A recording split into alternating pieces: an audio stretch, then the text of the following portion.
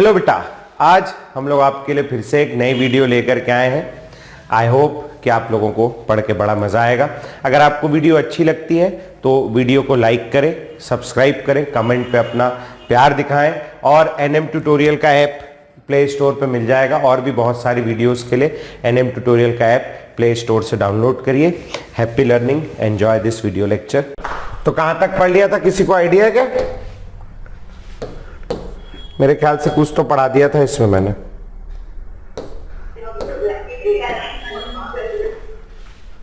कहां तक पढ़ा दिया था बेटा, एनी आइडिया?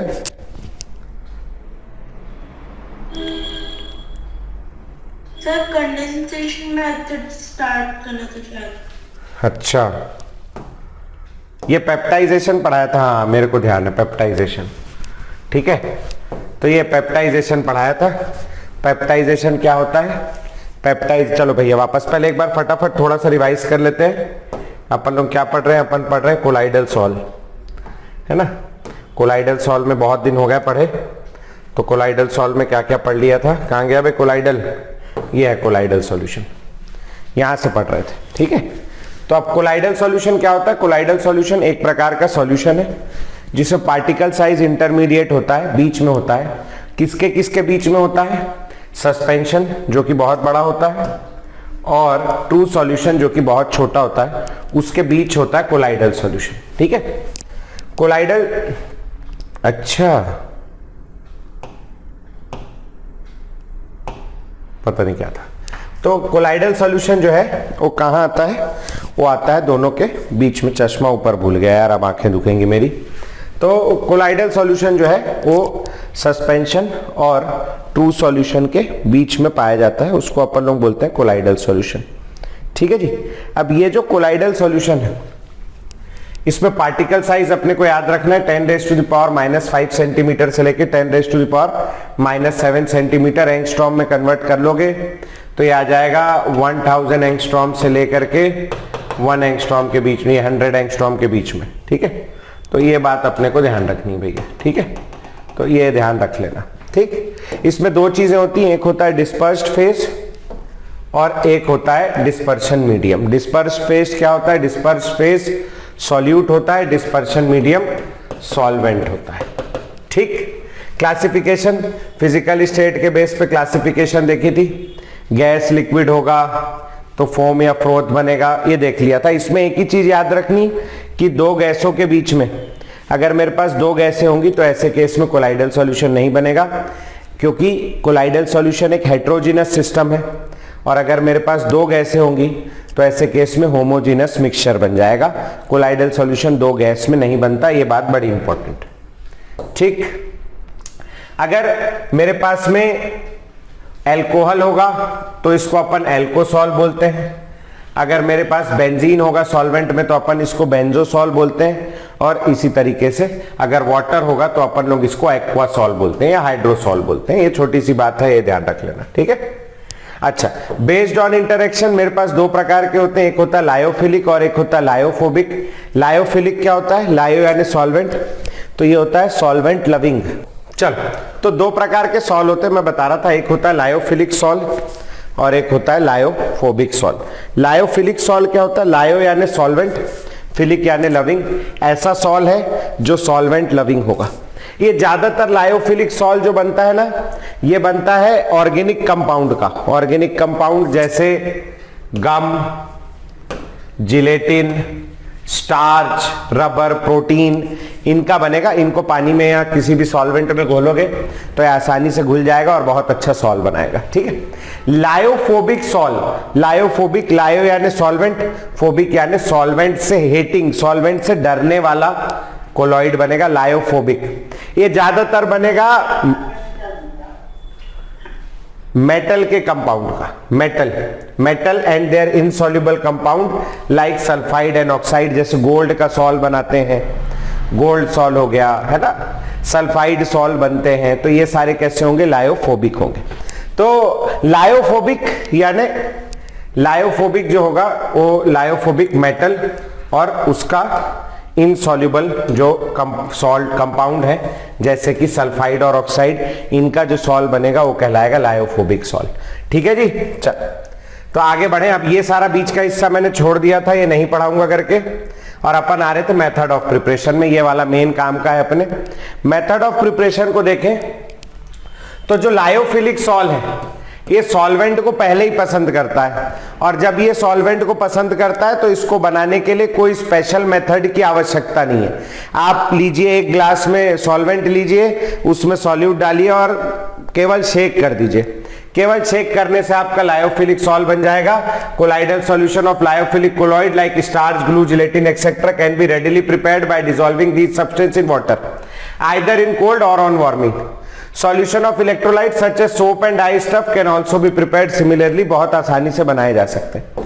लेकिन लायोफोबिक है, फोबिक है जो घुलना नहीं चाहता, और जो घुलना नहीं चाहता उसके लिए अपन लोगों को स्पेशल मेथड की जरूरत पड़ती है। अब स्पेशल मेथड क्या हो सकता है? स्पेशल मेथड पहला हो सकता है डिस्पर्शन, दूसरा हो सकता है कंडेंसेशन। जो डिस्पर्शन मेथड है इसमें क्या करेंगे अपन? इसमें अपन बड़ा बड़ा पार्टिकल लेंगे, सस्पेंशन का पार्टिकल, और सस्पेंशन के पार्टिकल को डिस्पर्स करेंगे, यानी सस्पेंशन के पार्टिकल को छोटे छोटे टुकड़े में तोड़ेंगे। छोटे छोटे टुकड़े में तोड़ेंगे, सस्पेंशन का आकार बड़ा होता है, उसको छोटे छोटे टुकड़े में तोड़ेंगे तो किसके साइज में आ जाएगा? वो आ जाएगा कोलॉइडल के साइज में। ये हो गया डिस्पर्शन मेथड। दूसरा है कंडेंसेशन मेथड। कंडेंसेशन मेथड में क्या करेंगे? कंडेंसेशन मेथड में अपन लोग लेंगे ट्रू सॉल्यूशन, और ट्रू सॉल्यूशन के पार्टिकल जो छोटे छोटे हैं उनके पार्टिकल को अपन जोड़ जोड़ के बड़ा करेंगे, और बड़ा करके कहां लेके आएंगे? बड़ा करके कोलॉइडल के साइज में लेके आएंगे। ठीक, तो यहां पर जो डिस्पर्शन मेथड है ये बहुत ज्यादा इंपॉर्टेंट है। इसमें मैकेनिकल डिस्पर्शन है, इलेक्ट्रो डिस्पर्शन है, अल्ट्रासोनिक डिस्पर्शन है। अल्ट्रासोनिक वगैरह तो काम का नहीं, ये दो ठो काम का है, अभी पढ़ लेंगे अपन। आओ जल्दी से देखें। पहला है मैकेनिकल डिस्पर्शन। मैकेनिकल डिस्पर्शन में अपन लोग क्या करते हैं? आटा चक्की जैसा कुछ सिस्टम बनाते हैं, इसको कहते हैं कोलॉइडल मिल। ये क्या है? कोलॉइडल मिल। इसमें दो पत्थर होते हैं, एक ये ऊपर वाला पत्थर है और एक ये नीचे वाला पत्थर है। ये दो पत्थर होते हैं, दो पत्थरों के बीच ऊपर से अपन डालते हैं सस्पेंशन। दो पत्थरों के बीच जगह उतनी होती है बस कि जिसके बीच में कोलॉइडल के पार्टिकल जितना ही स्पेस होता है। तो यहां से अपन सस्पेंशन डालते हैं, वो जोर जोर से घूमता रहता है, जोर जोर से घूमता रहता है, तो साइड से जो डिस्चार्ज हो रहा है, ये जो डिस्चार्ज है ये कोलॉइडल होगा। तो यहां से कोलॉइडल सॉल्यूशन बाहर निकलता है। ऊपर से अपन सस्पेंशन डालते हैं, ड्राइविंग बेल्ट है, जोर जोर से उसको घुमा रहे हैं, चक्का एक घूमेगा एक रुका हुआ रहेगा, बीच में जाएगा, बीच में टूट जाएगा, टूट के क्या बना लेगा? Colloidal solution. किसके लिए यूज करते हैं इसको? इसके लिए अपन लोग यूज करते हैं इसको कोलॉइडल ग्रेफाइट और गम अरेबिक इन लैम्प ब्लैक कोलॉइडल सॉल्यूशन, मतलब इंक के लिए। लैम्प ब्लैक क्या होता है? लैम्प ब्लैक काजल होता है, काला, इंक के लिए यूज करते हैं। ठीक, ये एक मेथड था। दूसरा electro dispersion. Electro dispersion use करते हैं metal like gold, silver, platinum. अब सोचो गोल्ड सिल्वर का सॉल्ट बनाना है, ये बहुत इंपॉर्टेंट बात है। गोल्ड और सिल्वर का सॉल्ट बनाना है, जो कि बनाना बड़ा मुश्किल है। कैसे करोगे? सोचो गोल्ड का पार्टिकल छोटा छोटा लेकर के आप पानी में घोलोगे, घुलेगा क्या? घुल भी जाएगा तो थोड़ी देर में बैठ जाएगा, बहुत कम स्टेबल होगा। ठीक है, उसके लिए यूज करते हैं। इसमें क्या होता है? एक इलेक्ट्रिक आर्क होती है, दो इलेक्ट्रोड होते हैं, यहां बीच में मेटल डालते हैं। मेटल डाल के ये बाहर जो दिख रहा है ये आइस बात है, आइस रखा हुआ है यहां पर, ये आइस रखा हुआ है। इस आइस के कारण बहुत ठंडा होता है सॉल्यूशन। इलेक्ट्रिसिटी प्रोवाइड करते हैं, एकदम हाई टेम्परेचर अंदर हो जाता है इलेक्ट्रोड के बीच में। हाई टेम्परेचर के चलते जो यहां मेटल रखा है वो वेपराइज होता है, और आइस बात के कोल्ड टेम्परेचर के चलते वो वापस कंडेंस हो जाता है, और कंडेंस होके किस साइज में आ जाता है? वो साइज में आ जाता है अपने कोलॉइडल के। ठीक, यहां पर अपन लोग KOH का यूज करते हैं। KOH है स्टेबलाइजिंग एजेंट। ये क्या काम करता है? ये बड़े पार्टिकल नहीं बनने देता, नहीं तो बड़े बड़े पार्टिकल बन जाएंगे तो क्या होगा? सस्पेंशन बन जाएगा वापस। ठीक है जी, डन। इसके बाद अपन लोगों ने पढ़ा था पेप्टाइजेशन, जो अगेन इंपॉर्टेंट है। पेप्टाइजेशन, पेप्टाइजेशन में क्या करते हैं अपन? पेप्टाइजेशन में अपन फ्रेशली प्रिपेयर्ड प्रेसिपिटेट ले लिया,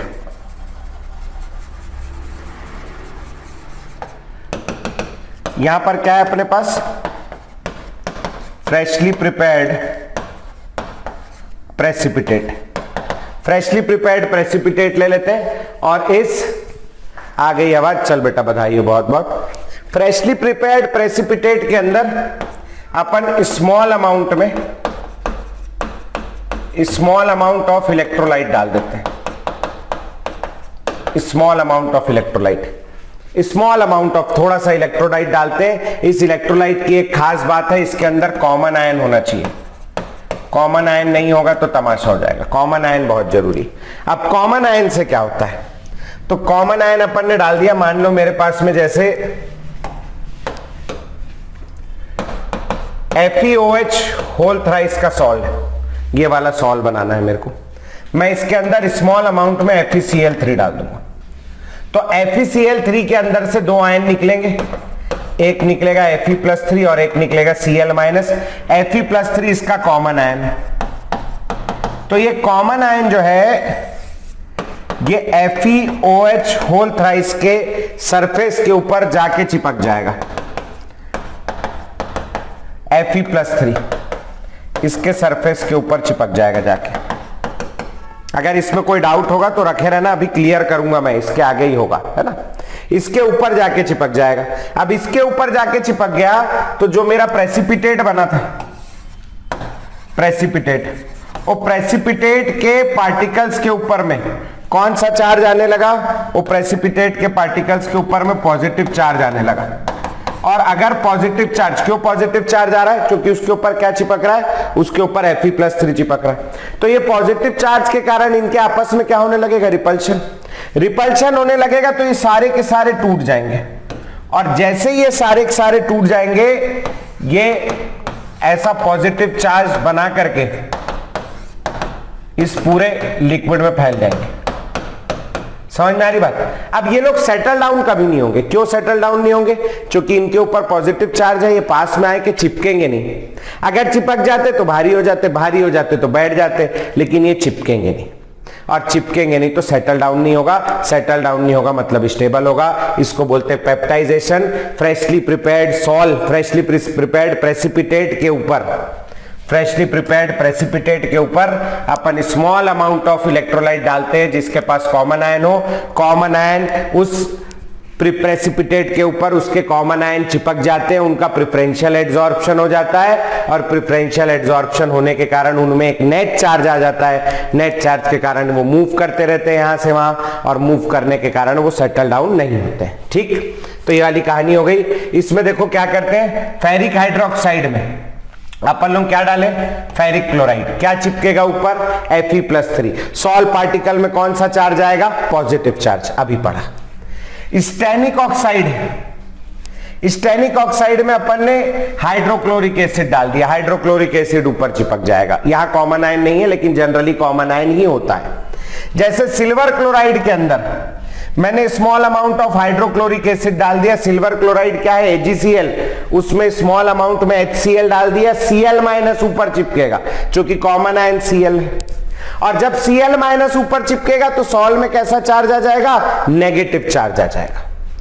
कैडमियम सल्फाइड के अंदर हाइड्रोजन सल्फाइड डाल दिया, क्या चिपकेगा, S-2 चिपकेगा, सॉल्ट में नेगेटिव चार्ज आ जाएगा। ठीक, ये बात याद रखना है। The process of peptization thus involves adsorption of suitable ions supplied by the electrolyte, particularly a common ion, and electrically charged particle then split from the precipitate as colloidal particle। ठीक है जी। तो ये वाला part peptization is very important. इस पे आप एक question expect कर सकते हो बोर्ड में, कंपटीशन में भी, नीट में पूछता रहता आएगा, है नहीं। चलो अब आ जाते हैं कंडेंसेशन।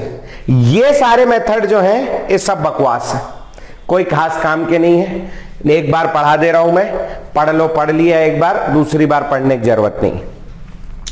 सबसे पहला कंडेंसेशन मेथड है exchange of solvent. Solvent exchange कर देंगे। एक कोई ऐसा लेंगे सॉल्वेंट जिसमें वो ज्यादा सॉल्यूबल है, फिर उस सॉल्वेंट को चेंज कर देंगे, ऐसा सॉल्वेंट लेंगे जो कम सॉल्यूबल है। ठीक, if a solution of sulphur और phosphorus prepared in alcohol is poured into water, a colloidal solution of sulphur और phosphorus is prepared due to low solubility in water. Phosphorus, sulphur और phosphorus की solubility alcohol में ज्यादा थी, water में डाल दिया, वाटर में low solubility. Thus there are number of substances whose colloidal solution can be prepared by taking solution of a substance in one solvent and pouring into another solvent in which substance has relatively less solubility. इससे ज्यादा पढ़ने की जरूरत नहीं है. Solvent exchange नाम से समझ में आ रहा है, कोई नहीं पूछेगा आपसे. Exchange of physical state, physical state change कर दिया. वेपर को क्या किया, मरकरी और सल्फर के वेपर को पास किया कोल्ड वाटर से. तो कोल्ड वाटर से पास किया तो क्या होगा, कंडेंस हो जाएगा, और कंडेंस हो जाएगा तो किस साइज में आ जाएगा, कोलॉइडल के साइज में आ जाएगा. सिंपल कहानी. केमिकल मेथड, केमिकल मेथड में डबल डिकम्पोजिशन कर सकते हो. डबल डिकम्पोजिशन में आर्हीनियस सल्फाइड का सॉल्ट ले लिया, रिएक्शन में क्या हो रहा है, आर्हीनियस के साथ सल्फर आ गया, डबल डिकम्पोजिशन हो गया. पढ़ना है पढ़ लो, नहीं पढ़ना है छोड़ दो, कोई फर्क नहीं पड़ता, कोई काम का नहीं है ना. थ्योरी है पूरा, कोई काम का नहीं है. अगला आ जाओ. अच्छा, ऐसा नहीं कि पूरा चैप्टर बेकार है बेटा, है ना. इससे एक सवाल आता है बोर्ड में 3 नंबर, नीट में 1 क्वेश्चन, जेई में हर शिफ्ट में 1 क्वेश्चन आ रहा है. आपको यकीन नहीं, उठा के देख लो आप, तो 1 क्वेश्चन आता है. लेकिन वहां से नहीं आता जो मैं बता रहा हूं, जहां मैं आगे बताऊंगा वहां वो चीजें बहुत इंपॉर्टेंट है, अच्छे से कर लेना. एंटीमनी सल्फाइड सॉल्ट, ये वाले केस क्वेश्चन में भी अपन ने क्या किया, डबल डिकम्पोजिशन कराया, एंटीमनी का सॉल्ट बन गया. देखो यहां एंटीमनी था, एंटीमनी सॉल्ट बन गया, पढ़ने की जरूरत नहीं है. ऑक्सीडेशन करा सकते हैं, ऑक्सीडेशन हो गया, कोई नहीं पूछ रहा. रिडक्शन करा सकते हैं, रिडक्शन हो गया, गोल्ड सॉल्ट बन गया. ठीक, तो ये सब एक बार रीड मार लेना. ये हाइड्रोलिसिस इंपॉर्टेंट है. हाइड्रोलिसिस में क्या किया मैंने, FeCl3 में पानी डाला, FeOH होल थ्राइस बन गया. तो FeOH ये पानी जुड़ गया, Cl की जगह OH जुड़ गया. ठीक, इससे ज्यादा कुछ खास काम का नहीं, यहां तक के पढ़ लेना. ठीक है, ये वाला पढ़ोगे तो ठीक है. अब भैया जो मैं पहले बता रहा था कि यहां ऊपर जो है, इसके ऊपर क्या चिपक गया आके, Fe+3 चिपक गया. ज्यादातर बच्चों का ये डाउट रहता है यहां पे कि सर Fe+3 चिपक गया, अच्छी बात है. Fe+3 को तो चिपकना ही था. Fe+3 ये कौन सा +3 है, ये वाला है, और ये कौन सा +3, ये वाला है. अब बोले सर Fe+3 चिपक गया, अच्छी बात है. इसी सॉल्यूशन के अंदर सर Cl- भी तो है, तो ये वाला Cl, अरे तू कहां से आ गया पूरा. बोले सर Cl- भी तो है, तो ये वाला Cl- Fe+3 के ऊपर नहीं चिपकेगा क्या. सर ये तो प्लस है, ये माइनस है, चिपकना चाहिए. सर अगर चिपक गया तो न्यूट्रल हो गया, न्यूट्रल हो गया तो कोई चार्ज नहीं, टकराएंगे, जुड़ जाएंगे, भारी हो जाएंगे, बैठ जाएंगे. हम तो स्टेबिलिटी बता ही रहे हैं इसके चार्ज से. सर Fe+3 जुड़ेगा, प्लस चार्ज है सर, Cl- भी तो जुड़ेगा. सर आप समझते क्यों नहीं हो बात को. तो बिल्कुल Cl- जुड़ेगा. तो फिर लेकिन हमारे को Cl- की जरूरत नहीं है, हमको इस Cl- को निकालना पड़ेगा. तो इसको निकालने के लिए हम लोग इस सॉल्ट का करेंगे प्यूरिफिकेशन. समझ में आई बात. अब प्यूरिफिकेशन कैसे करते हैं वो देखो, वो इंपॉर्टेंट है. तो हेडिंग डली है purification of colloidal salt. Colloidal solution prepared by above method generally contain excess amount of electrolyte, Cl- था, and some other soluble impurity. The presence of traces of electrolyte is essential for stability, but large quantities can coagulate it. Small amount में electrolyte होगा तो वो ऊपर चिपक जाएगा, लेकिन मैं बहुत सारा इलेक्ट्रोलाइट डाल दूंगा तो उसमें बहुत सारा नेगेटिव आयन मिलेगा, बहुत सारा Cl- मिलेगा, और बहुत सारे Cl- के कारण क्या होगा, ये न्यूट्रल हो जाएगा. न्यूट्रल हो गया, दो लोग आपस में, जब ये न्यूट्रल हो गया, कोई चार्ज नहीं है इसके ऊपर, कोई चार्ज नहीं है, तो जब ये आपस में टकराएंगे तो चिपकेंगे, और चिपकेंगे तो भारी हो जाएंगे, तो बैठ जाएंगे, मेरा सॉल्व खराब हो जाएगा. ठीक है. It is therefore necessary to reduce concentration of these soluble impurities to a requisite minimum. एक मिनिमम तक लेके आना जरूरी है. The process used for reducing these impurities to a requisite minimum is called purification. The purification of colloidal solution can be carried out by the following method. Purification क्यों जरूरी है आपको समझ में आ गया होगा. सबसे पहला और भयंकर इंपॉर्टेंट मेथड है डायलिसिस. स्टार भी बनवाया मैंने क्योंकि ये इंपॉर्टेंट है. और भी कुछ लिखा है क्या इसके बारे में, नहीं लिखा है ना. स्टार बनवाया है क्योंकि भयंकर इंपॉर्टेंट है डायलिसिस. डायलिसिस आप लोगों ने भी सुना होगा. डायलिसिस डायलिसिस काय के लिए करते हैं? जिसकी किडनी खराब हो जाती है उसके लिए डायलिसिस करते हैं। ये सेम वही डायलिसिस है, बस थोड़ा सा स्मॉल लेवल पे, वो थोड़ा बड़े लेवल पे बड़ी मशीनों के सहायता से होता है। तो अब डायलिसिस कैसे करते हैं अपन तो नहीं करते, मगर जो भी करता है कैसे करता है डायलिसिस। तो डायलिसिस करने के लिए क्या करते हैं, इंसान की किडनी खराब हो गई है ना, अब उसकी किडनी में क्या है, किडनी का काम है बॉडी में से यूरिया और जो सारी गलत बेकार चीजें हैं, है ना, इंप्यूरिटीज हैं बॉडी में से, वो बॉडी की इंप्यूरिटी को बाहर निकालना। ठीक, अब वो किडनी वो कर नहीं पा रही, इंसान के शरीर में वेस्ट मटेरियल इकट्ठा होते जा रहा है, एक्यूमुलेट होते जा रहा है, इंसान की बॉडी का नॉर्मल फंक्शनिंग हैम्पर होते जा रहा है, उतना अच्छे से काम नहीं कर पा रहा है। तो अपन लोग क्या करते हैं उसके लिए, अपन लोग उसके खून की सफाई करते हैं डायलिसिस से, खून का प्यूरिफिकेशन ऑफ कोलाइडल सॉल्व। इसके लिए क्या किया जाता है, इसके लिए अपन लोग अपन ने ले लिया ऐसा एक वेसल ले लिया, इस वेसल में सेलोफेन पेपर या और any other semi permeable membrane ले ली, कोई सी भी सेमी परमिएबल मेम्ब्रेन जो अपन सॉल्यूशन वाले चैप्टर में पढ़ के आए थे, पार्चमेंट पेपर, सेलोफेन पेपर, है ना, एनिमल मेम्ब्रेन, गोट स्टमक, कुछ भी ऐसा एक ले लिया। ठीक, सेमी परमिएबल मेम्ब्रेन ले ली। इसके अंदर अपन ने वो इंसान से निकाल के इम्प्योर ब्लड डाला, इम्प्योर ब्लड। अब इस इम्प्योर ब्लड के अंदर क्या है, इस इम्प्योर ब्लड के अंदर, ब्लड में क्या क्या होता है, इम्प्योर ब्लड में सेल्स हैं, कौन से, आरबीसी, डब्ल्यूबीसी, ये बीसी, वो बीसी, दुनिया भर के सेल हैं। इसके अलावा इसमें ब्लड प्रोटीन है, ब्लड में बहुत सारे प्रोटीन होते हैं, ये सब चीजें हैं। इसके अलावा खाना खाया तो ग्लूकोज यानी शुगर है, इसके अलावा इंप्यूरिटी यानी यूरिया है, इसके अलावा अपने पास में सॉल्ट है, जो नमक वमक खाया वो सब है। ठीक, अब ये सेमी परमिएबल मेम्ब्रेन जो होती है, सेमी परमिएबल मेम्ब्रेन, इसमें छोटे छोटे छेद होते हैं, है ना, ज्यादा बड़े बड़े बन गए, मेरे पास छोटा करने का कोई रास्ता नहीं था, छोटे छोटे पोर्स होते हैं। ये पोर इतने बड़े होते हैं कि इनके अंदर से जो ये सेल्स हैं ये बाहर नहीं निकल पाएंगे। सेल्स, पोर छोटा है, सेल बाहर नहीं निकल पाएगा। ये हो गया अपना सेल्स एंड प्रोटीन्स, ये बड़े बड़े हैं, ये बाहर नहीं निकल पाएंगे। अपन ने इसको छोड़ दिया, इसको रख लिया अपन ने, ये बैग को काय में रख लिया, ये बैग को अपन ने रख लिया यहाँ प्योर वाटर में या किसी सॉल्वेंट में, नॉर्मल सलाइन में या किसी भी सॉल्वेंट में डाल दिया, प्योर सॉल्वेंट में। और यहां पर इसके अलावा क्या है, ग्लूकोज है, यूरिया है और NaCl है, Na+ है, Cl- है।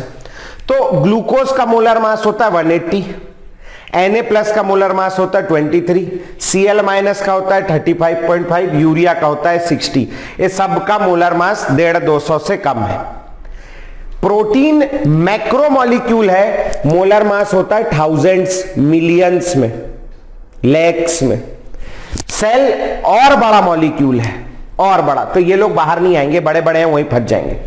यहां से क्या निकलेगा, यहां से ग्लूकोज बाहर आ जाएगा ऑस्मोसिस के थ्रू, क्योंकि बाहर मेरे पास प्योर सॉल्वेंट है, ग्लूकोज की कंसंट्रेशन कम है, ग्लूकोज बाहर आ जाएगा, Na+ बाहर आ जाएगा, यूरिया बाहर आ जाएगा, Cl- बाहर आ जाएगा, ये सारे आयंस बाहर आ गए। अब थोड़े समय के बाद मैं बैग को बाहर निकालूंगा। अब बैग में मेरे पास क्या बचा है, केवल बैग में मेरे पास बचा है केवल और केवल क्या, उसका ब्लड सेल्स और प्रोटीन। जितना ग्लूकोज था सब बाहर निकल गया, Na+, जितने सॉल्ट थे सब बाहर निकल गए, और जितना यूरिया था सब बाहर निकल गया। अब ग्लूकोज तो मेरे काम का था, भाई मैं खाना खाया था, ग्लूकोज तो काम का था, और मैं नमक डाल के खाया था, नमक भी मेरे काम का था। यूरिया मेरे काम का नहीं था। यूरिया चला गया कोई बात नहीं, मैं तो चाहता ही था यूरिया चला जाए, लेकिन ग्लूकोज और NaCl चला गया तो तकलीफ हो जाएगी। बिना ग्लूकोज के अगर वो ब्लड इंसान को वापस दे दिया जाएगा तो बिना ग्लूकोज वाला ब्लड लेके उसकी बॉडी में ग्लूकोज ही नहीं रहेगा, ऐसे ही मर जाएगा, उसका दिमाग काम ही नहीं करेगा। बिना NaCl वाला ब्लड डाल दिया उसकी बॉडी में तो उसका ब्लड प्रेशर लो हो जाएगा एकदम से। तो यहां से ये बैग निकालने के बाद 2 चम्मच ग्लूकोज जितनी आवश्यकता है बॉडी को उतना कंसंट्रेशन वापस मेजर्ड अमाउंट में डाल दिया, जितने सॉल्ट की जरूरत है उतना वापस डाल के घोल दिया और इसको वापस चढ़ा दिया। अब जो ब्लड पहले निकाला था बॉडी में उसमें यूरिया भी था, लेकिन अब जो ब्लड बाद में डाल रहे हैं उसमें सेल है, ब्लड प्रोटीन है। शुगर निकल गया था मैंने वापस डाल दिया, सॉल्ट निकल गए थे मैंने वापस डाल दिया, तो आदमी को सब मिल जाएगा और उसकी बॉडी से यूरिया अलग हो जाएगा। This process is called dialysis. समझ में आया? किसी को कोई तकलीफ है यहाँ डायलिसिस में? कोई करवाना चाहता हो सामने आए, उसका करके देता हूं मैं डायलिसिस। मत करो सर, आधी रात के क्या कर रहे हो, ये सब आप है, पढ़ाओ चुपचाप। ठीक, तो ये वाली कहानी भैया। वैसे ही कुछ यहां पर भी कर दिया अपन ने। यहां पर क्या कर दिया देखना भैया, ये ले लिया, यहां मैंने ये डायलिसिस मेम्ब्रेन, ये कोई भी सेमी परमिएबल मेम्ब्रेन हो सकती, सेमी परमिएबल मेम्ब्रेन ले ली। ये सेमी परमिएबल मेम्ब्रेन में अंदर मैंने क्या डाल दिया, क्रिस्टेलॉइड। क्रिस्टेलॉइड यानी होता है ट्रू सॉल्यूशन। ट्रू सॉल्यूशन यानी वो छोटे छोटे पार्टिकल, वो ट्रू सॉल्यूशन है, यहां डाल दिया। सॉल के पार्टिकल है जो लार्ज इन साइज है, लार्ज इन साइज है, और मैं यहां से वाटर फ्लो करा रहा हूं, यहां से और यहां से बाहर निकाल रहा हूं। यहां से पानी डालूंगा, क्रिस्टेलॉइड ट्रू सॉल्यूशन है, ट्रू सॉल्यूशन कह लो, स्मॉल पार्टिकल है, और स्मॉल पार्टिकल है तो क्या होगा, ट्रू सॉल्यूशन के पार्टिकल बाहर निकल आएंगे।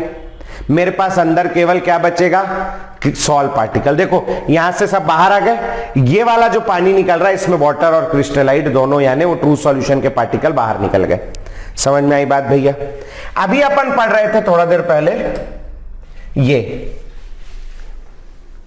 इसको पूरे को उठा करके मैंने ऐसे डायलिसिस बैग में, छोटे छोटे छेद हैं जिसमें इमेजिन कर लेना है ना, इसमें डाल दिया।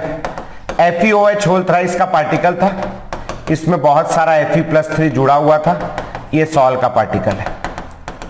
इसके साथ में Cl- आयन भी थे जो कि ऊपर इसके चिपक गए थे आके। अगर मैं इसको छोड़ दूंगा ऐसे तो Cl- पार्टिकल्स छोटे हैं तो Cl- आयन क्या होगा, बाहर निकल जाएंगे। ठीक, Cl- बाहर निकल जाएंगे, मेरे पास क्या बचेगा, केवल कोलाइडल सॉल और उसके ऊपर एड्सॉर्ब्ड पॉजिटिव चार्ज। तो इससे क्या हो जाएगा, कोलॉइडल सॉल्ट पे केवल पॉजिटिव चार्ज आएगा और वो स्टेबलाइज हो जाएगा। ठीक, कई बार बच्चे के मन में आता है सर जैसे Cl- निकला सर वैसे ही Fe+3 भी तो बाहर निकल सकता है। बिल्कुल निकल सकता है। कब निकलेगा, जब मैं बहुत लंबे समय तक प्रोलॉन्ग्ड डायलिसिस करूंगा, बहुत लंबे समय तक डायलिसिस करूंगा तो Fe+3 भी बाहर निकल जाएगा। और एक बार Fe+3 सारे बाहर निकल गए तो इस पार्टिकल का चार्ज हो जाएगा 0, 0 हो गया। ये दोनों 2, 3, 4 पार्टिकल आपस में टकरा के चिपक जाएंगे और चिपक जाएंगे तो नीचे बैठ जाएंगे। समझ में आई बात यहां तक के? किसी कोई डाउट है? चलो अब डायलिसिस को पढ़ते हैं फटाक से। It is a process of removing of dissolved substance from a colloidal solution by means of diffusion. Diffusion के थ्रू हटा रहे हैं, through a suitable membrane. Since particles in true solution, ions or smaller molecules can pass through animal membrane, वो animal bladder हो गया, parchment paper हो गया, cellophane sheet हो गया, यही नीचे ब्रैकेट में लिख लेना, ऑल दीज अंडरलाइन करके लिख लेना, सेमी परमिएबल मेम्ब्रेन। सबकी सब क्या है, सेमी परमिएबल मेम्ब्रेन है। But colloidal particles do not. The above can be used for dialysis. The apparatus used for this purpose is called a dialyzer. बहुत बढ़िया। A bag of suitable membrane containing colloidal solution is suspended in a vessel through which fresh water is continuously flown. Figure में दिया है। The molecules and ions diffuse through the membrane into the outer water and pure colloidal solution is left behind. ठीक है भैया? Next हो गया electrodialysis. ये भी मस्त प्रोसेस है। अभी इलेक्ट्रोडायलिसिस में क्या करते हैं, इलेक्ट्रोडायलिसिस में कुछ नहीं किया, देखो सेम डायलिसिस वाला डायग्राम है, सेम डायग्राम है। अंतर केवल क्या है, अंतर यह है यहां लगा दिया इलेक्ट्रोड, एनोड और कैथोड लगा दिया। अब इससे क्या होगा, एनी आइडिया? बिना पढ़े बोलो यार, बोलो, ऐसे नहीं करो। क्या होगा इलेक्ट्रोड लगाने से? कम ऑन यार, ऊर्जा चाहिए मेरे को भी, बोलो। हाँ रिधिमा, क्या होगा? सर जो आयंस है वो जो पॉजिटिव आयंस है वो नेगेटिव में जाके अट्रैक्ट होके एक साइड कलेक्ट हो जाएंगे। हाँ, अब अभी जो है ना ये आयंस जो है ये बेचारे केवल और केवल अपने कंसंट्रेशन डिफरेंस के कारण बाहर निकल रहे थे, क्योंकि इनमें कंसंट्रेशन का डिफरेंस था। अभी यहां पर जो भी जैसे Cl माइनस था तो हाँ बहुत बढ़िया, नहीं Fe+3 Cl माइनस अलग नहीं होगा। यहां पर क्या होगा, जो Cl माइनस आयन है उसको जो पॉजिटिव चार्ज एनोड है ये अपनी ओर बुलाने लगेगा, आजा आजा आजा। बहुत बढ़िया साहू जी, स्पीड बढ़ जाएगी, स्पीड बढ़ जाएगी, रिएक्शन जल्दी जल्दी होने लगेगा और ये एक फास्ट मेथड है, बस बाकी सब चीज सेम है। ठीक, आ जाओ एक बार पढ़ते हैं। Ordinarily the process of dialysis is quite slow, बहुत धीमी होती। साहू जी यहीं से पढ़ के बोल रहे हो क्या? साहू लोग का भरोसा कम है मेरे को। It can be made faster by applying an electric field if the dissolved substance in the impure colloidal solution is only electrolyte, अगर electrolyte होगा तब। The process is then named electrodialysis. The colloidal solution is placed between two electrodes while pure water is taken in a compartment on each side. Pure water ले लिया। Electrodes are fitted in the compartment as shown in the figure. The ions present in colloidal solution migrate out to oppositely charged electrode. वो बाहर की ओर भागने लगेगा, तेजी से भागने लगेगा, स्पीड क्या होगी, बढ़ जाएगी। अरे क्या बात है, बहुत बढ़िया साहू जी, वेरी गुड। चलो नेक्स्ट आ जाओ, अल्ट्रा फिल्ट्रेशन। ये बात है, सही बता रहा हूं मैं आपको, बिल्कुल सच्ची बात है। रात के समय मैं झूठ नहीं बोलता, दिन के समय बिल्कुल नहीं बोलता। 2014 में मैं रायपुर से निकला, मेरी नौकरी लगी आकाश इंस्टीट्यूट कोटा में। आकाश जो है नहीं ये वाला अपने यहाँ भी जो है उसमें, तो वहां उन्होंने कोटा सेंटर भेजा। मैं यहाँ से रायपुर से निकल गया पढ़ाने के लिए। अब वहां गया, पहले दिन एक दिन पहले पहुंच गया, सेंटर हेड से मिला, मालिक वालिक से, मतलब बॉस से अपने मिला, बात किया। मैं पूछा सर बताओ मकान वकान कहाँ मिलेगा, आप लोग यहाँ पहले से रह रहे हो? बोले सर मकान वकान की चिंता मत करो, कितने लोग हो आप लोग? तो मैं आजू बाजू देखा, मैं बोला सर मैं तो अकेला ही हूं करके। तो बोले चिंता करने की बात नहीं, आपको मकान कंपनी देगी। मैं बोला यार कितनी बढ़िया कंपनी। तो कंपनी ने बढ़िया एक तो फ्लैट में ले गए, फ्लैट में और एक भैया रहता था साथ में, एक रूम मेरे को दिया। इतना बढ़िया फ्लैट, एकदम बढ़िया क्वीन साइज बेड है ना, अटैच्ड बाथरूम, एकदम बाथरूम में घुसा गीजर लगा। मैं बोला अरे तेरी, अलमारी खोला, बढ़िया कबर्ड, बाहर निकला मास्टर बेडरूम था, एक नंबर। रायपुर का कुछ है, मेरे को मैसेज क्यों किया बे, मैं थोड़ी बताने वाला हूँ। एकांश बघेल साहब को मैसेज कर, मेरे को क्या पता। मेरे से पूछ रहा रायपुर का कुछ है क्या, बघेल साहब से पूछो, मेरे को क्या मालूम। तो भैया जो हम लोग हैं, अब बढ़िया वहां पर बढ़िया से दे दिया फ्लैट फ्लैट। अब एकदम कमरे का दरवाजा खोले तो एक नंबर बालकनी, आधा कोटा शहर दिख रहा। बड़ा मजा आया। किचन में गया, गैस लगा है। मैं बोला इसमें खाना वाना, बोले खाना खुद बनाना है। मैं बोला गैस की टंकी, बोले वो हम लोग भरा देते। मैं पूछा बिजली का बिल, बोले वो भी हम लोग भर देते हैं, आपको कुछ नहीं करना। हॉल में देखा बड़ा सा टीवी चालू किया, टाटा स्काई फुल प्रीमियम वाला। मैं बोला यार जन्नत है ये तो, सोफा वोफा और लगा हुआ है। थोड़ी देर बाद लेटा बिस्तर में, पर्दा, मैं बोला पर्दा खोलता हूं। पर्दा खोला भाई साहब, विंडो एसी। मैं बोला अरे तेरी, हम तो साले कूलर वाले, हमको एसी मिल गया। मजा ही आ गया जिंदगी में, बहुत मजा आया। एक बैग लेके गया था, वही बैग में मैं बढ़िया 4-5 महीना गुजारा। 4-5 महीना होने के बाद में एलन वाले आए, बोले सर हमारे यहाँ नौकरी कर लो, तनख्वाह इतनी बढ़ा देते। मैं बोला चलो सर आप क्या कर लेंगे, पैसा ही तो चाहिए, और क्या चाहिए जिंदगी में। 24 साल की उम्र है, जितना पैसा दोगे उतना काम करेंगे, ज्यादा पैसा दोगे रात भर पढ़ाएंगे। बोले ठीक है सर चलो। अब वहां चला गया, तब मैं उनसे ये बात नहीं किया कि सर मेरे पास तो केवल एक बैग है, मकान वकान दोगे कि नहीं दोगे, वो बात किया नहीं। अब आकाश से नौकरी छोड़ा, एलन वालों के यहाँ गया। मैं बोला कहाँ है मेरा फ्लैट? बोले कौन सा फ्लैट? मैं बोला आकाश वाले तो फ्लैट दे रहे हैं, आप तो नहीं दे रहे। बोले नहीं हमारे यहाँ हम नहीं देते फ्लैट करके। मैं बोला अरे तेरी। अब फ्लैट से बाहर है ना, अब अपने पास ले दे के किराए का मकान मिला अपने को, जल्दी जल्दी में, जल्दीबाजी में जो मिला वो ले लिया। अब वो किराए के मकान में भाई साहब पीने की पानी की व्यवस्था नहीं, वहां तो एक्वागार्ड लगा हुआ था। तो अब मैं गया बाजार में गया, बाजार में लेके आया। वो देखा है वो हेमा मालिनी ऐड करती थी पहले, कैंट का एक के ऊपर 1-2 डब्बा रखा रहता है, वो वाला मैं खरीद के लाया। मैं पूछा कितने का है? बोले 900-950 का। मैं बोला दे ला करके।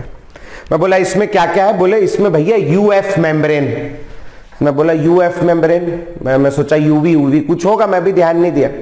मैं बोला यार साला 900-950 रुपए में यूवी फिल्टर के साथ दे रहा है, कितना बढ़िया है करके, कितना सस्ता है जमाना। फिर घर आया, घर आके उसको डिटेल में पढ़ा तो उसमें पाई जाती ultra filter membrane, ultra filtration काय में मिलता है, कैंट के उसमें जो 2 डब्बे वाला होता है ना उसमें। अब अल्ट्रा फिल्टर पेपर होता क्या है हमको तो पता ही नहीं। फिर मैंने दिमाग लगाया, मैंने बोला यार ये कहीं सुना सुना लग रहा है करके। फिर ध्यान आया मेरे को क्या होता है ultra filter paper. Normal filter paper जो होता है वो एक छन्नी के जैसा होता है, यह है नॉर्मल फिल्टर पेपर। इसमें छोटे छोटे छेद होते हैं जिसमें से सॉल्वेंट बह जाता है और सॉल्यूट ऊपर रह जाता है, ये फिल्टर पेपर है नॉर्मल। ये नॉर्मल फिल्टर पेपर को एक सॉल्यूशन होता है जिसको कहते हैं अपन लोग कोलॉइडियन सॉल्यूशन। ये जैसे समझ लो गाढ़ा गाढ़ा सा कोलॉइडियन सॉल्यूशन है। ये कोलॉइडियन सॉल्यूशन के अंदर ऐसे डुबा देते हैं। तो डुबाने से क्या होगा, डुबाने से ये होगा कि कोलॉइडियन के जो पार्टिकल हैं वो इसके चारों ओर ऐसे ऐसे करके छेद के चारों ओर चिपक जाएंगे। और जब ये छेद के चारों ओर चिपक जाएंगे तो ये छेद का आकार पहले से क्या हो जाएगा, पहले से छोटा हो जाएगा। तो ये छेद का आकार हो गया पहले से छोटा, छेद का आकार पहले से छोटा हो गया।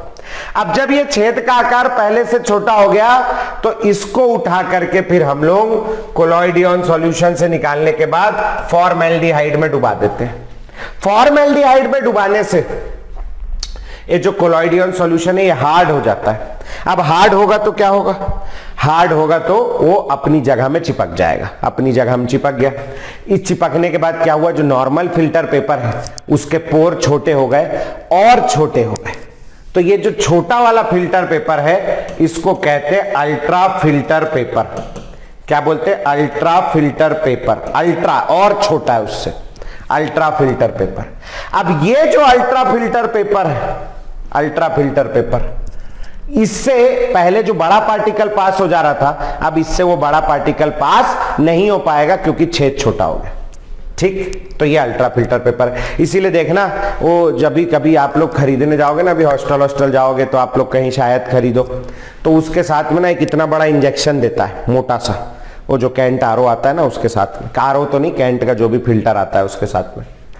क्यों देता है, धीरे धीरे जैसे जैसे यहां से पानी पास होगा तो जो इंप्यूरिटी हो धीरे धीरे इसमें भरने लगेगी, धीरे धीरे भरने लगेगी। थोड़े समय के बाद ये छेद पूरा ब्लॉक हो जाता है। तो उसमें दिया रहता है बड़ा सा पानी का इंजेक्शन, उसमें पानी भर के उसको उल्टी दिशा में लगाओ ऐसे करके, तो जितनी इंप्यूरिटी सारी बाहर निकल आती है। ठीक है, वो उसके लिए दिया होता है। तो वो है अल्ट्रा फिल्टर पेपर। ठीक, अब देखो क्या होता है ultra filtration. Ultra filtration is a process of separating colloidal particles from the solvent and soluble solute present in the colloidal solution by specially prepared filters which are permeable to all substances except colloidal particle. colloidal particle उससे पार नहीं हो सकता, छोटा छोटा है। ठीक, अब ये जो नॉर्मल फिल्टर पेपर होता है ना, नॉर्मल फिल्टर पेपर, इसका साइज बड़ा होता है, इसका साइज बड़ा होता है, कोलॉइडल पार्टिकल इससे बाहर हो जाता है। अब इमेजिन करो मेरे पास ये है, कोल ज्यादा बड़ा हो गया क्या, हाँ ज्यादा बड़ा हो गया, छोटा लाता हूं, रुको। ये रखा है, हाँ पीना भी था। इसके अंदर कोलॉइडल सॉल्यूशन है। इस कोलॉइडल सॉल्यूशन में ट्रू सॉल्यूशन यानी छोटे पार्टिकल की इंप्यूरिटी भी है, कोलॉइडल यानी बड़ा पार्टिकल भी है, छोटा पार्टिकल भी। मैं चाहता हूं इनको सेपरेट कर लूं, तो मैंने नॉर्मल फिल्टर पेपर लाया, नॉर्मल फिल्टर पेपर से इसको पास किया। नॉर्मल फिल्टर का पोर इतना बड़ा है नॉर्मल फिल्टर पेपर का कि कोलॉइडल सॉल्यूशन भी पार हो जाएगा। तो दोनों पार हो गए, दोनों नीचे चले गए। सेपरेट हो पाए क्या, नहीं हो पाए। फिर मैं लेके आया ultra filter paper. Ultra filter paper का पोर इतना बड़ा है कि इसमें से ट्रू सॉल्यूशन वाला छोटा छोटा पार्टिकल Na+Cl- तो पार हो जाएगा, लेकिन कोलॉइडल का बड़ा पार्टिकल इसमें से पार नहीं हो पाएगा। तो मैंने यहां अल्ट्रा फिल्टर पेपर लगाया, इसको डाला। इसको डालने से क्या हुआ, जो Na+Cl- छोटे पार्टिकल है वो बाहर बह गए। इसके ऊपर क्या आ गया, इसके ऊपर आ गया मेरे पास में कोलॉइडल सॉल्यूशन के पार्टिकल। अब इसको ले जाके वापस प्योर सॉल्वेंट में घोल दिया, मेरा कोलॉइडल सॉल्यूशन तैयार है। समझ में आई बात? ठीक, चलो एक बार फटाक से पढ़ लेते हैं। अल्ट्रा फिल्ट्रेशन यहां तक तो पढ़ लिया था। Colloidal particles can pass through ordinary filter paper, इसको अंडरलाइन करेंगे भैया, एमसीक्यू का सवाल है। Colloidal particle can pass through ordinary filter paper because their pores are too large. However, the pores of filter paper can be reduced in size by impregnating with collodion solution, ये collodion solution याद रखना, and subsequently hardened by soaking in formaldehyde, formaldehyde में डाल देंगे उसको। The usual collodion solution is a 4% solution of nitrocellulose in a mixture of alcohol and ether। ये तुमसे याद हो जाए तो कर लेना, ना हो याद तो छोड़ देना, कोई बात नहीं, ठीक। An ultra filter paper may be prepared by soaking the filter paper in colloidal solution and hardened by formaldehyde and finally drying it. Thus, by using ultra filter paper, colloidal particles are separated from rest of the particle. एक चीज और पूछता है paper में, एक चीज और पूछता है, वो क्या? अपने पास है सस्पेंशन। सस्पेंशन किससे पास होगा? सस्पेंशन किसी से पास नहीं होगा। सस्पेंशन नॉर्मल फिल्टर पेपर से भी पास नहीं होगा। फिल्टर पेपर बहुत बड़ा होता है सस्पेंशन का पार्टिकल, फिल्टर पेपर से भी नहीं जाएगा, अल्ट्रा फिल्टर पेपर से भी नहीं जाएगा, दोनों से नहीं जाएगा। कौन? सस्पेंशन। दूसरे नंबर पे आता है कोलॉइडल सॉल्यूशन। तो कोलॉइडल सॉल्यूशन जो है ये फिल्टर पेपर से तो पार हो जाएगा, फिल्टर पेपर से पार हो जाएगा, लेकिन अल्ट्रा फिल्टर पेपर से, अल्ट्रा फिल्टर पेपर से पार नहीं होगा, ठीक। और एक लास्ट में आता है ट्रू सॉल्यूशन। इसके इतने छोटे छोटे पार्टिकल होते हैं, ये फिल्टर पेपर से तो पार हो ही जाता है और अल्ट्रा फिल्टर पेपर से भी पार हो जाता है, तो ये सबसे पार हो जाएगा, ये बात ध्यान रखना भैया, ठीक। डन। किसी कोई डाउट है यहां पे तो पूछ लो, और नहीं तो फिर मैं बढ़ूंगा आगे। ये लिख लेना कहीं, ये काम आएगा तुम्हारे बाद में, ठीक है, लिख लो इसको। चलो, ultra filtration is a slow process, बहुत धीरे धीरे होता है। अब इसको स्पीड करने के लिए अपन क्या करेंगे? ऊपर से प्रेशर लगाएंगे या नीचे से सक्शन लगाएंगे, ठीक। Colloidal particles left on the ultrafilter paper are then stirred with fresh dispersion medium to get pure colloidal solution। तो यहां से तीनों चीजें इंपॉर्टेंट है। कौन कौन सी चीजें? सबसे पहले पढ़ा डायलिसिस, सीधा शॉर्ट नोट पूछता है डायलिसिस पे। इलेक्ट्रोडायलिसिस शॉर्ट नोट पूछता है। अल्ट्रा फिल्टर पेपर, इस पे भी शॉर्ट नोट पूछता है। तीनों पे शॉर्ट नोट पूछता है, तीनों इंपॉर्टेंट है, याद रख लेना, ठीक।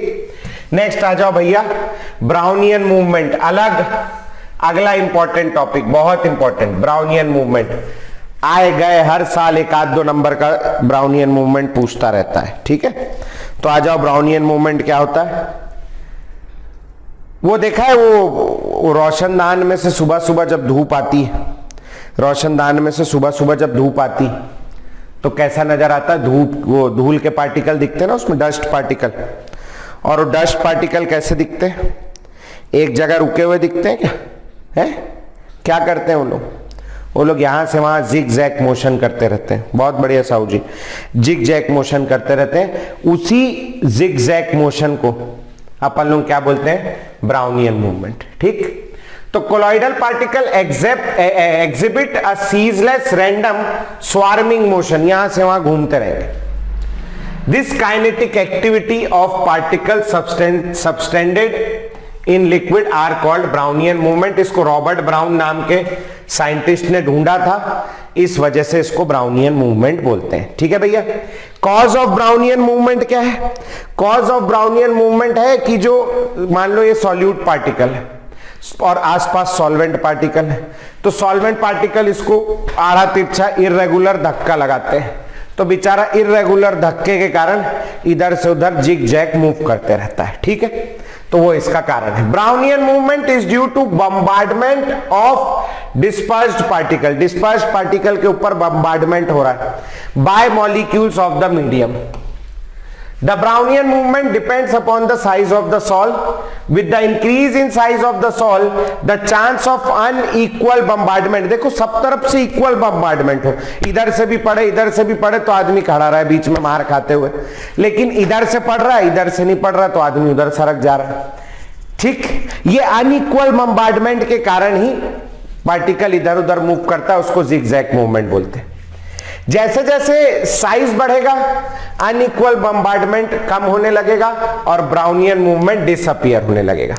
It is due to the fact suspension fails to exhibit this phenomena, इसको दिखाने में फेल हो जाता है। ठीक, it should be noted that Brownian movement does not change with time but changes with temperature. Temperature के साथ तो चेंज देखो होती, सारी चीजें होती, तो ब्राउनियन मूवमेंट कौन सी बड़ी बात है, वो भी चेंज हो जाएगा। ठीक है जी, तो ऐसा आड़ा तिरछा मूवमेंट इसको कहते हैं ब्राउनियन मूवमेंट। ठीक है जी, इंपॉर्टेंस क्या है? Brownian movement is a direct demonstration of the assumption that molecules of gas or solution are in a state of constant ceaseless motion। हमेशा मूव करना अपने को दिख रहा है उसमें। ठीक है, तो डिमॉन्स्ट्रेशन है। अच्छा, इससे क्या होगा? आपने साइकिल चलाई होगी, जब तक साइकिल चलती रहती है तब तक उसमें कितना भी मोटा आदमी बैठा हो गिरता नहीं है ना, साइकिल चलती रहती है। जैसे जैसे आप साइकिल धीमी करते हैं, वो स्लो साइकिल रेस होती है ना, जब आप साइकिल धीमी कर देते हैं तो धीमी करने के बाद में क्या होता है, ग्रेविटी आपको पुल करने लगती, पुल करने लगती, खींचने लगती अपनी ओर, और जब आपको ग्रेविटी अपनी ओर खींचने लगती तो फिर आप गिर जाते हैं। तो बस वही केस यहां पर भी होगा। जब तक के पार्टिकल इधर से उधर मूव करता रहेगा वो उसके ऊपर ग्रेविटी एक्ट नहीं करेगी और वो नीचे सेटल डाउन नहीं होगा। जैसे ही पार्टिकल रुक जाएगा, ब्राउनियन मूवमेंट नहीं होगा, पार्टिकल अपनी जगह में रुक जाएगा तो उसके ऊपर ग्रेविटी लगने लगेगी और फिर वो नीचे चला जाएगा। ठीक है, Brownian movement does not allow the colloidal particles to settle down due to gravity and this is responsible for their stability. Stable बनाए रखना मतलब उनको नीचे बैठने से रोकने के लिए रिस्पॉन्सिबल है। Brownian movement helps to calculate Avogadro number. Detail beyond the scope of this book, तो आप तो छोड़ ही दो, जरूरत ही नहीं है आपको इसको पढ़ने की। नेक्स्ट आ जाओ sedimentation. Heavier salt particle tend to settle down very slowly under the influence of gravity. This phenomena is called sedimentation। नीचे चले जाना, कोई खास काम का नहीं है। काम का क्या है? अपने काम का, भयंकर काम का है ब्राउनियन मूवमेंट। इस पे शॉर्ट नोट आएगा, लिख के ले लो। इस पे नहीं आएगा तो किसी और पे आएगा, मगर इस पे आने का चांस ज्यादा है। दूसरा काम का फिनोमिना है टिंडल इफेक्ट, ये बहुत ज्यादा इंपॉर्टेंट है। Tyndall effect. ब्राउनियन मूवमेंट तो क्या है? पार्टिकल के, धूल के पार्टिकल का यहां से वहां उड़ना। अब मेरे को जरा एक बात बताओ, नॉर्मल जो एटमॉस्फियर है अपना आसपास, यहां धूल वूल है कि नहीं है? धूल होगी ना, होगी। रायपुर में तो बहुत धूल है, होगी धूल इधर उधर होगी, लेकिन अपने को दिख क्यों नहीं रही? देखो दिख रही क्या? नहीं दिख रही। कब दिखती है? सुबह के टाइम सनलाइट में दिखती है, सुबह दिखती है बहुत ज्यादा। अगर आप लोग कभी गांव देहात गए हो, गांव में गए हो, पुराना मकान हो, छानी वाला, जो वो खपरे वाला मकान होता है ना, वो खपरे वाला मकान हो, उसमें बहुत ज्यादा दिखता है सुबह के टाइम। 2-3 कारण है। रोशनदान से दिखता है, सुबह दिखता है। क्यों? क्योंकि सुबह रोशनदान से रोशनी आती है ऐसे करके, ऐसे रोशनी आती है ऐसे, आप उसको देख रहे हो ऐसे, तो लाइट ऐसी और आप ऐसे हो। कैसे हो? एक दूसरे से दोनों परपेंडिकुलर। छानी वाले घर में छत से, छानी वाला घर समझते हो ना, खपरे वाला घर जिसमें से लाइट जो है उसमें छेद वेद होते हैं, है ना, तो वहां वो छेद से लाइट क्या होती? नीचे आती। और जब लाइट नीचे आती है अपन यहां से देखते हैं। सुबह के टाइम ज्यादातर घरों में लाइट नहीं जलाई जाती, ज्यादातर घरों में सुबह के टाइम। अभी रात के तो सब जगह लाइट जल रही होती, सुबह लाइट नहीं जल रही होती। गांव देहात के घरों में जो झोपड़ी है या कच्चा मकान है, उसके अंदर ऐसे ही लाइट कम ही होती है, अंधेरा होता है। तो अंधेरा बैकग्राउंड, लाइट और ऑब्जर्वर एक दूसरे के परपेंडिकुलर जब ये तीन डेडली कॉम्बिनेशन मिलेगा। कौन कौन सा बताओ? बैकग्राउंड कैसा? डार्क। लाइट और ऑब्जर्वर कैसे? एक दूसरे के परपेंडिकुलर। लाइट ऐसे आ रही है, ऑब्जर्वर ऐसे देख रहा है, दोनों एक दूसरे के परपेंडिकुलर है ना, परपेंडिकुलर। तब जाके आपको कहीं उनका पाथ विजिबल होता है और इस फिनोमिना को कहते हैं टिंडल इफेक्ट। दिखने लगता है कि वो पार्टिकल ऐसे ऐसे मूव कर रहा है करके। अभी नहीं दिख रहा आपको, अभी धूल नहीं है क्या? है, लेकिन नहीं दिखेगा। रोशनदान बंद कर दोगे तो क्या धूल नहीं है? लेकिन दिखता कब है? जब लाइट परपेंडिकुलर हो ऑब्जर्वर के और बैकग्राउंड कैसा हो? बैकग्राउंड हो डार्क कलर का। ठीक, तो आ जाओ। When a strong converging beam of light is passed through a colloidal solution, its path become visible. Bluish light आ जाती, bluish.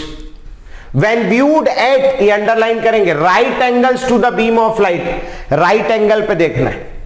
This effect is called Tyndall effect. The light is observed as a bluish cone which is called Tyndall cone. Tyndall effect के लिए क्या क्या चीज जरूरी है फिर से बताना? बैकग्राउंड कैसा? डार्क। लाइट और ऑब्जर्वर कैसा? परपेंडिकुलर।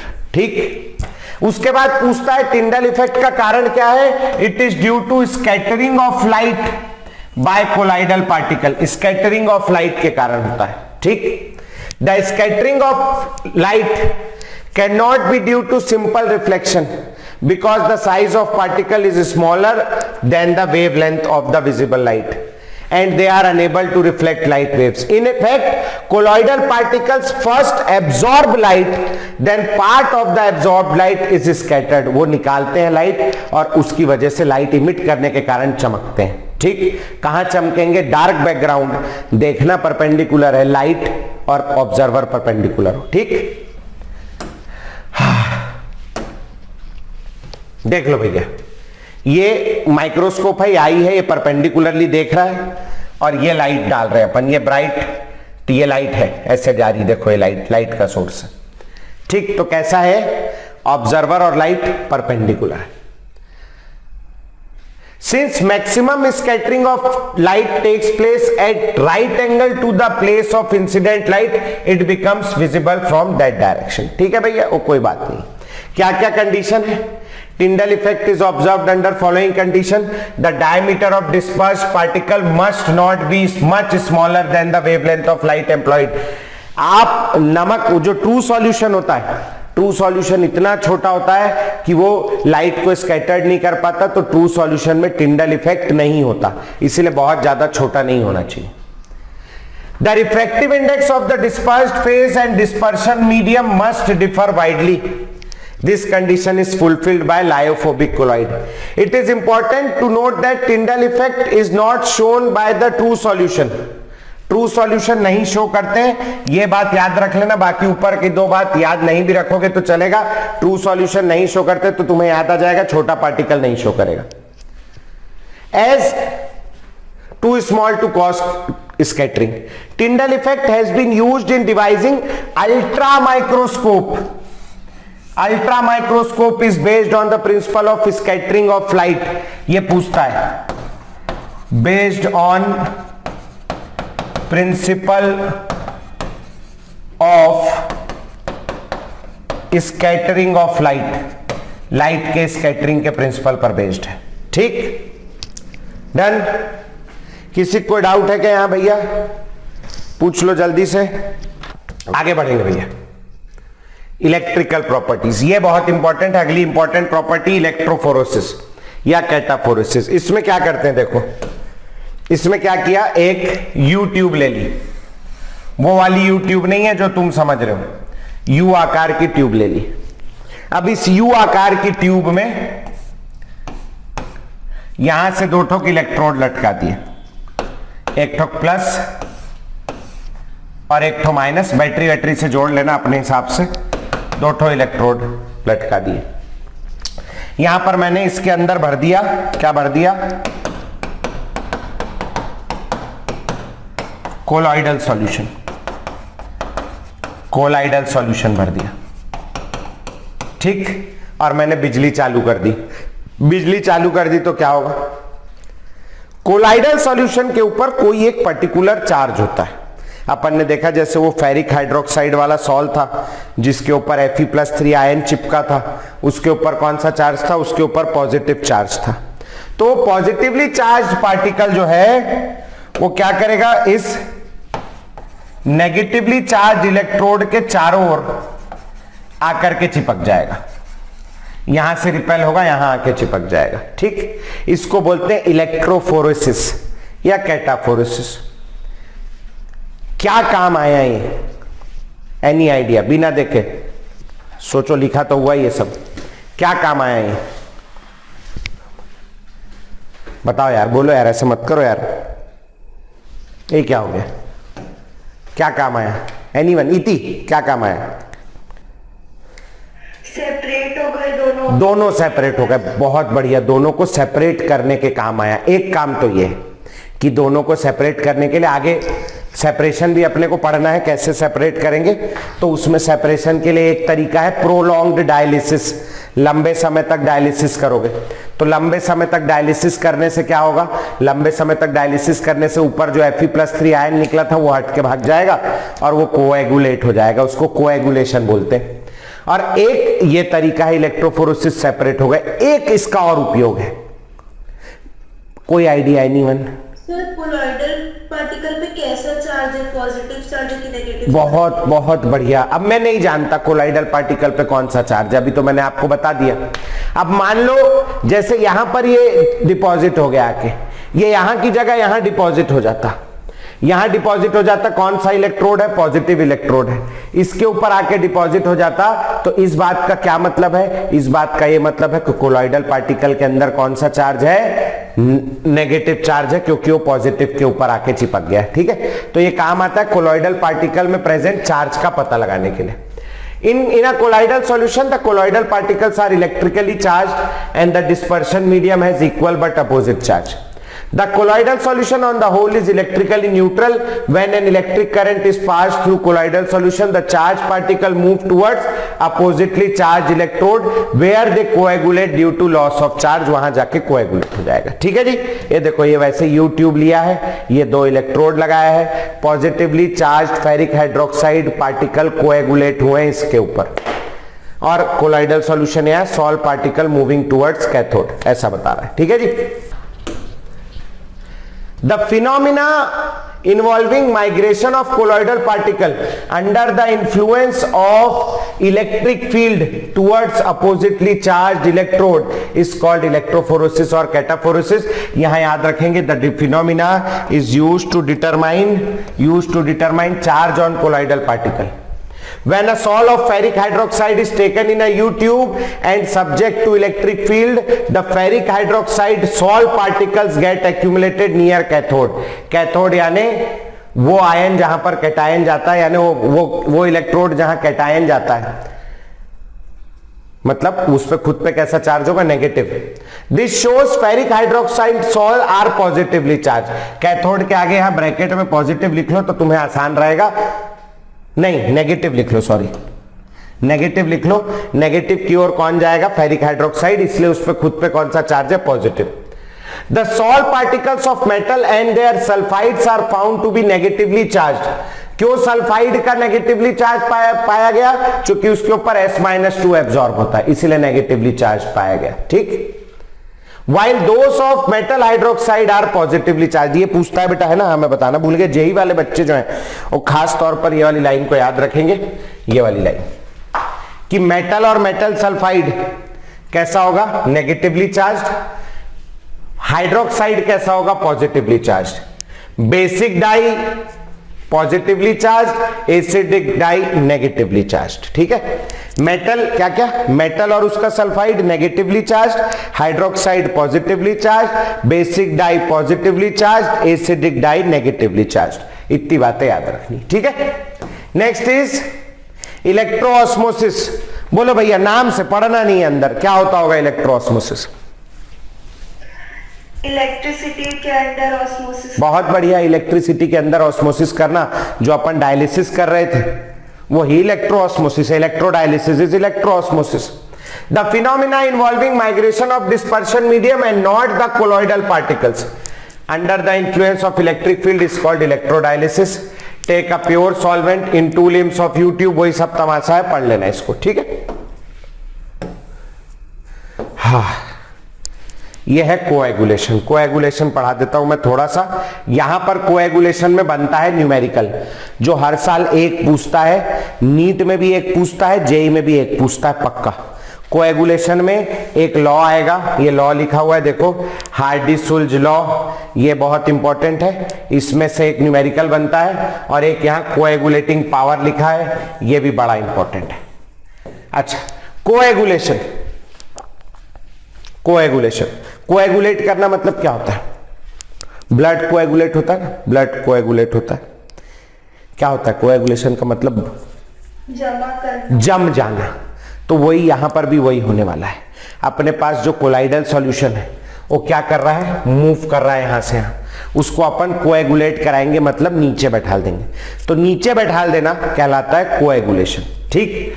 बहुत सारे बच्चे इसी कोएगुलेशन को किताबों के आगे लिखा होता है फ्लॉक्यूलेशन, और बहुत सारे बच्चे कोएगुलेशन और फ्लॉक्यूलेशन को एक ही चीज समझते हैं। दोनों का मीनिंग एक ही टाइप का होता है। कोएगुलेशन का मतलब होता है सॉल्यूट और सॉल्वेंट को अलग अलग कर देना। फ्लॉक्यूलेशन का मतलब भी होता है सॉल्यूट और सॉल्वेंट को अलग अलग कर देना। हम भी पहले यही समझते थे कि दोनों एक ही चीज है जब हम स्कूल में पढ़ते थे। बाद में समझ में आया, if the coagulated particle instead of settling down at the bottom of container, नीचे जाने की जगह float on the surface of dispersion medium, the coagulation is called flocculation. मलाई जो है वो फ्लॉक्यूलेट होती है, ऊपर तैरती है, वो भी अलग हुई है अपने सॉल्वेंट से। सॉल्यूट है मलाई, ऑयल है, वो अलग होता है। फ्लॉक्यूलेट हो रहा है, ऊपर तैर रहा है। झाग है, ऊपर तैर रहा है, फ्लॉक्यूलेशन। भारी चीज है, नीचे सेटल हो गई, दिस इज कॉल्ड कोएगुलेशन, ठीक। The colloidal sol are stable due to presence of electrical charges on the colloidal particle. Because of electrical repulsion, the particles do not come close to one another to form precipitate. The removal of charge by any means will lead to aggregation and hence precipitation will occur immediately. The process by means of which the particles of dispersed phase in a sol are precipitated is known as coagulation. नीचे बैठाल दिया उसको coagulation, ऊपर बैठाल दिया उसको flocculation, ठीक। Most of the salts are coagulated by adding electrolyte of opposite side। भाई जिसमें positive charge है, जैसे फेरिक हाइड्रोक्साइड सॉल था, उसमें कौन सा चार्ज था? उसमें पॉजिटिव चार्ज था। उसमें आप क्या डाल दो? नेगेटिव साइन डाल दो। नेगेटिव साइन डाल दोगे तो क्या होगा? थोड़ी देर में वो न्यूट्रल हो जाएगा, और अगर वो एक बार न्यूट्रल हो गया तो क्या हो जाएगा बेटा? सेटल डाउन हो जाएगा। Most of the sol are coagulated by adding an electrolyte of opposite side. This is due to the fact that colloidal particle take up ions of electrolyte whose charges are opposite to that on the colloidal particle, with the result that charge on colloidal particle is neutralized, thus coagulation takes place. For example, arsenous sulfide जो negatively charge particle है, उसको अपन barium chloride से वो करेंगे। ये खुद negative charge है, barium chloride का Ba+2 आयन लेकर के प्रेसिपिटेट हो जाएगा, ठीक। समझ में आए? इसमें एक बहुत बढ़िया लॉ है, ये है वो हार्डी-सुल्ज लॉ, उसको अपन लोगों को पढ़ना है। तो आओ जरा 2 मिनट इसको पढ़ लेते हैं। बहुत ही बढ़िया लॉ है। इमेजिन करो मेरे पास वो फेरिक हाइड्रोक्साइड सॉल है, बहुत गर्मी हो जाती है यार रात तक के यहाँ। फेरिक हाइड्रोक्साइड सॉल है जिसपे कौन सा चार्ज है? पॉजिटिव चार्ज है ना। अब मेरे को क्या करना है? इसको कोएगुलेट कराना है। इसको कोएगुलेट कराने के लिए इसको न्यूट्रल करना पड़ेगा। तो इसको न्यूट्रल करने के लिए मैं इसमें क्या डाल सकता हूं? मैं इसमें डालूंगा नेगेटिव चार्ज डालूंगा। अब नेगेटिव चार्ज जो है मेरे पास कई सारा है। मेरे पास Cl- है, मेरे पास SO4-2 है, मेरे पास PO4-3 है, मेरे पास FeCN4-4 है। 4 प्रकार के आयन है जिनको डाल के मैं इसको न्यूट्रलाइजेशन करा सकता हूं। बहुत सड़ा सा सवाल है, एकदम गोबर सवाल। कौन है इन चारों में से जो इसका सबसे अच्छा कोएगुलेशन कराएगा ए बी सी डी में से? कौन? FeCN whole 4 -4। होल 6 है ना, होल 6, सॉरी, होल 6 -4, ये वाला। क्यों कराएगा ये ऐसा? क्यों कराएगा? क्योंकि इस पे चार्ज क्या है, ज्यादा है। कोई बहुत बड़ी बात है कि बेवकूफी भरी बात है? यही बेवकूफी भरी बात हार्डी-सुल्ज का नियम है। ठीक, तो ऐसे ही नियम बनते हैं अपने यहां। हार्डी-सुल्ज एंड ये सुल्ज और हार्डी दो साइंटिस्ट है, गोली मारो दोनों के नाम को काट दो, बेकार लॉ दिया, नहीं करेंगे नाम याद हम लोग, सन तो बिल्कुल याद नहीं करना। Suggested the rules to discuss the effect of electrolyte on coagulation of salt. पहला रूल दिया भाई ने, आप भाई साहब आप इमेजिन नहीं कर सकते, ऐसी बात बोल दी भाई ने। Only the ions carrying charge opposite to the one present of the salt are effective to cause coagulation. तो और कौन करेगा? सेम चार्ज वाला थोड़ी नहीं करेगा, अपोजिट वाला करेगा। That is negatively charged salt is best coagulated by cations and positive salt is coagulated by anion। हाँ ना बे, तो पता ही है हमको। The charge on coagulating ion, coagulating ion कौन है? कहां गया बे? ये coagulating ion है, ये चारों, ये coagulation में मदद करेंगे। तो the charge on coagulating ion influences the coagulation of salt, influence करेगा। In general the coagulating power of the active ion increases with the valency of ion. मतलब ज्यादा इधर से इधर जाने पर कोएगुलेटिंग पावर क्या होगा? बोलो बेटा, बढ़ेगा। क्यों बढ़ेगा कोएगुलेटिंग पावर? क्योंकि इन पे प्रेजेंट चार्ज बढ़ रहा है। बस ये है सड़ा सा हार्डी-सुल्ज लॉ। समझ में आई बात? तो यहां तक के मैं आज पढ़ा रहा हूं, क्योंकि अब मेरी भी गले की 12 बज रही है और वैसे भी 11:15 तक ही बोला था और बिल्कुल 11:15 हो गया। ये बीच का जो ये वाला पार्ट है ना, ये वाला इतना हिस्सा, ये मेरे को पढ़ाना है। ये मैं आपको अगली क्लास में पढ़ाऊंगा। अगली क्लास यानी परसों। परसों के रोज अपन कोशिश करेंगे कि ये बचा कुचा चैप्टर अपन निपटा ले। देखो ये वही दिया है, देखो सबसे ज्यादा पावर दिया है FeCN होल 4 माइनस का, फिर PO4 -3 का, फिर SO4 -2 का, फिर Cl- का, सेम वही दिया है ना। तो ये सब अपन निपटा लेंगे, ज्यादा कुछ बचा नहीं है अपना। दो अब न्यूमेरिकल वाला पार्ट अगली क्लास में, और अगली क्लास में मैं पढ़ाऊंगा एक्शन ऑफ सोप, जो कि भी बहुत ज्यादा इंपॉर्टेंट है। ज्यादा अपना बचा नहीं है इसमें, बस अगली क्लास में अपन इसको कहा, ये कैटालिसिस वाला खुद पढ़ना था, बताया था मैंने आपको, ज्यादा नहीं है। अपन 24 पेज में आ गए, 33 पेज है। अगली क्लास में अपन इसको निपटा लेंगे भैया, ठीक है। तो चलो आज के लिए छुट्टी, गुड नाइट। इसके क्वेश्चन लगाना शुरू करना, थ्योरी पढ़ लेना भैया, थ्योरेटिकल टॉपिक है पूरा, ठीक है। चलो।